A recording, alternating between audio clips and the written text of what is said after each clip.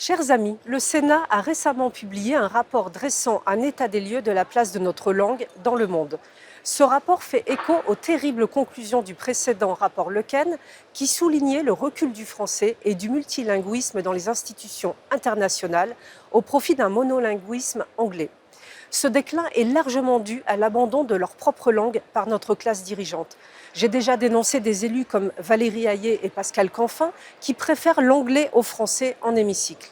Cette tendance à s'exprimer en anglais n'est pas qu'un simple snobisme, c'est un véritable choix politique pour ces élites mondialistes. Dans une Europe qui prône la diversité, le multilinguisme est un enjeu crucial, culturel et politique, garantissant à tous le droit de s'exprimer dans leur langue, essentiel pour une démocratie saine. Le rapport Lequen proposait des recommandations visant à revitaliser les langues des États membres. Je voudrais vous en présenter deux qui sont particulièrement intéressantes. La première recommandation insiste sur la nécessité que tous les sites web des institutions européennes soient systématiquement accessibles dans toutes les langues officielles. Cela permettrait de renforcer l'exercice démocratique des élus et d'améliorer l'accès à l'information pour les citoyens. Trop souvent, les institutions européennes fonctionnent de manière opaque sans rendre de compte aux citoyens.